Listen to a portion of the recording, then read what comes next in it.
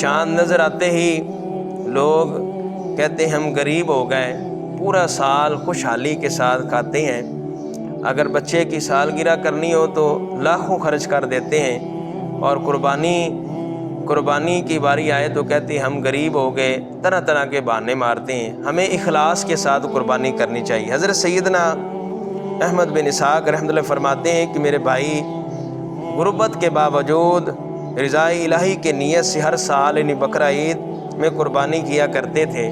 اس کے انتقال کے بعد میں نے ایک خواب دیکھا کہ قیامت قائم ہو گئی ہے اور لوگ اپنی قبروں سے نکل آئے ہیں۔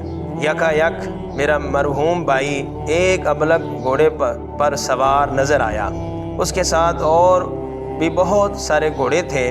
میں نے پوچھا یا اخی ما فعل اللہ تعالی بکا، یعنی اے میرے بھائی اللہ تعالیٰ نے آپ کے ساتھ کیا معاملہ فرمایا؟ کہنے لگا اللہ عز و جل نے مجھے بخش دیا ہے۔ پوچھا کس عمل کے سبب؟ کہا کہ ایک دن کسی غریب بوڑھے کو بنیت ثواب میں نے 1 درہم دیا تھا، وہی کام آ گیا۔ پوچھا یہ گھوڑے کیسے ہیں؟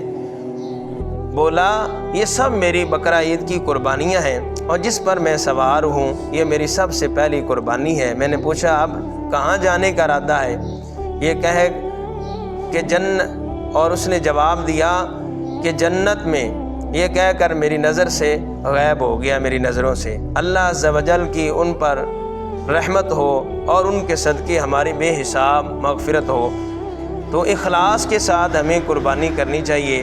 اللہ تعالیٰ کی بارگاہ میں دعا ہے کہ اللہ تعالیٰ ہمیں اخلاص کے ساتھ اپنے راہ میں قربانی کرنے کی توفیق عطا فرمائے، آمین۔